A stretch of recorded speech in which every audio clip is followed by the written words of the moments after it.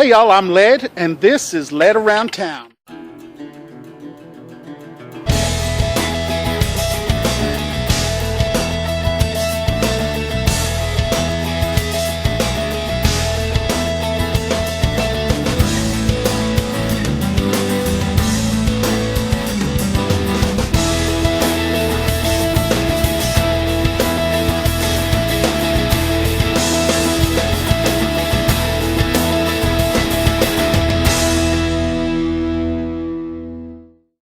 Hi folks, welcome to Led Around Town. I'm your host, Led Aceves, and today we're coming to you from the Aquatic Edge.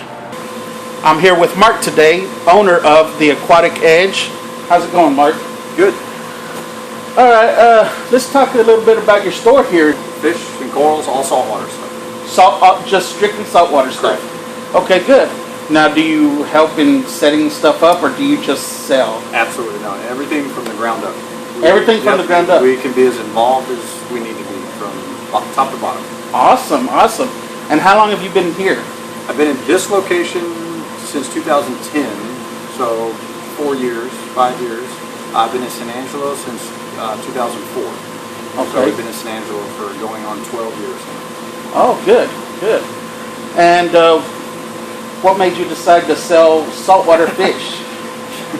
Wrong place at the wrong time, you know. I just got a tank for Christmas one year when I was going to college, and I started working at the local store in that town, and one thing led to another, and here I am.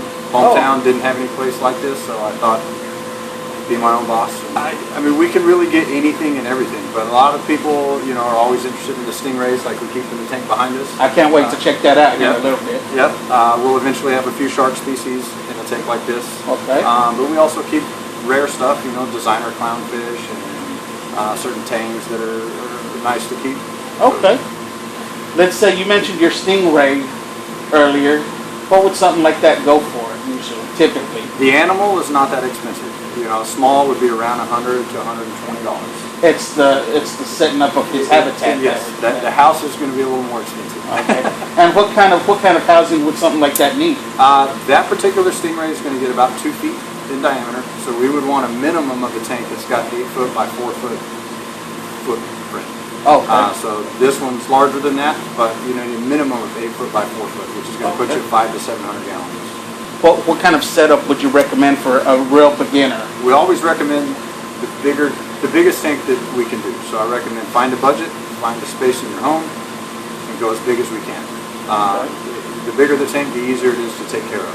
So I have a lot of people that start in a 100-gallon tank because I try to push that size nice and easy to keep, and I can do that tank fairly cheap to get started. And with something that size, if you start off that big, you can have a bunch of little things. Correct, or if you want to graduate up to bigger things, you can do that. Absolutely. Okay. It kind of gives us the benefit of not hearing the word no on a lot. No, I think the biggest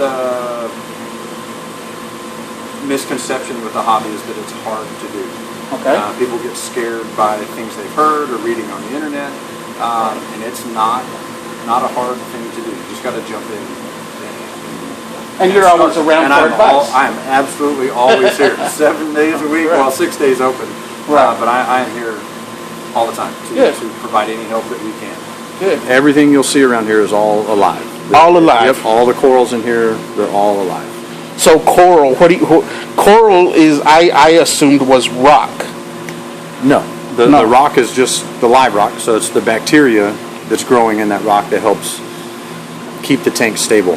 The plant life, which would then be called coral, and there's lots of different types. Okay. Are still living, but so coral is a general term for a lot of things growing on correct. That. It's all the inverts and the plant life of the ocean. Okay. It's a simple way to think about it. Okay. Cool. And he stays buried pretty much most of the time, doesn't he? He does. I mean, he comes out definitely during feeding time, but he comes out occasionally elsewise. There's also a small one in here. Oh, so this is a pretty big one then, This is the larger one. I can see his eye right there. And the tip of his tail goes about, well, somewhere around here, doesn't it? It's right there. Oh, right there. Yep. Okay. And that little guy swimming around is the maroon clownfish you mentioned earlier. Correct. Yep. And what does this stingray eat? Squid, silver sides, krill, pretty much any. So he'll eat live animals. He doesn't eat plant life. No, we do all frozen food, but yes, it would be animals, not plants. Okay, he's a meat eater. Correct.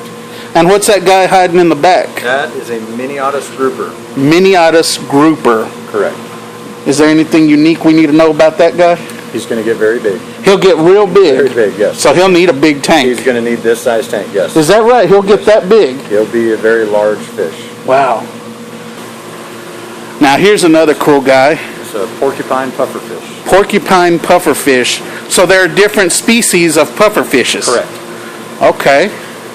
And have you actually ever seen this guy puff up? I have seen him puff one time. It was after, I think he overate. It's about the only thing I can explain it. It was after a big feeding that he just kind of went crazy on and just threw some of it up.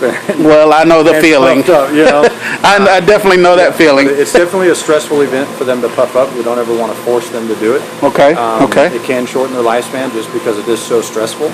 Oh. It's purely defense. When something tries to come eat him, right, he can go, you know, much bigger. Okay, and also the little spikes stick out. Definitely, yes. So the fact that he's only puffed up once means he's living a pretty stress-free life, huh? He is. He's kind of a big hand. He likes the attention. He likes people paying attention to him and kind of, you know, talking with him and things like that. They've almost got a face of a person, almost. He does, yeah. He loves the interaction. It's hilarious. A lot of times, you know, we'll be feeding, and if we don't do it fast enough, I'm feeding something over here. He's spit on me before. He'll spit water out of the tank. Interesting. That's an ungulate triggerfish. Ungulate triggerfish. And anything unique about him other than his markings? They're very cool. And that one actually has a very unique pattern. On its left side, there's a perfect heart. Oh. About where the heart would be. Oh, really? Very, very interesting, because that's not... that's not typical on that breed? Correct, yeah. That's a cleaner shrimp. Oh, cleaner shrimp. Yep, so as we discussed Finding Nemo before, that's Jacques. This would have been Jacques in Finding Nemo, huh? So he cleans very aggressive with it, and they'll grab the fish and pin them down and start cleaning. I mean, they just... No way. They like to do it. Is that right? Absolutely, yep. So that wasn't much of an exaggeration in that movie, was it? Not really. They did a really good job. This is called a decorator crab. Decorator crab. So he will take pieces of coral off the reef to stick on himself. Yeah. So he can blend in with his surrounding, and predators can't find him as easy. So he camos himself. Correct. Okay. And is that what he's got all over him right now? He's got some sponges on him right now. Okay. And when he gets around zoanthids or, you know, zinnia or anything like that eat mushrooms that he feels he can stick to him, he will. Now, how's this stuff stick to him? Is he sticky or? Yeah, he's got kind of a fuzz covering on him. Just kind of like Velcro. A little bit. If you think of it that way, yes. Okay. Would you do a setup like this in someone's home? I mean, Absolutely. is it? Yeah. I've got a lot of people that like this type system, and we'll do. I mean, we can do anything. That's the beauty of it. Now that would be a tank, you know, Finding Nemo themed tank. And I do a lot of them. Is that right? So you've had that request before? Absolutely. Interesting. When the new movie comes out, Finding Dory.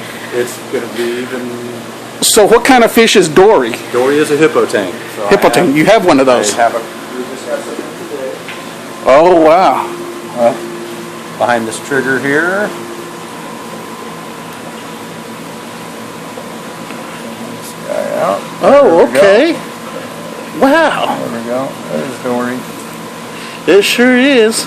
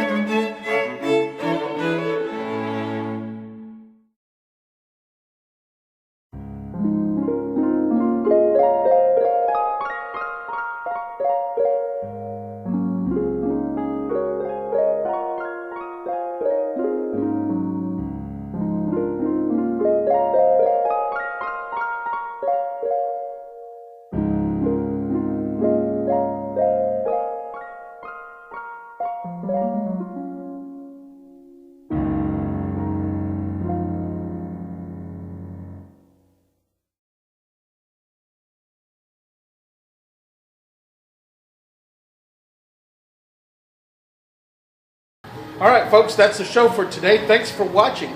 If you liked it, remember to give it a big thumbs up. Also, to see future episodes, remember to hit that subscribe button for all your aquatic needs. Remember to hit Mark up at Aquatic Edge in San Angelo, Texas. Thanks for watching, and remember, put on your boots, have fun, and stay young.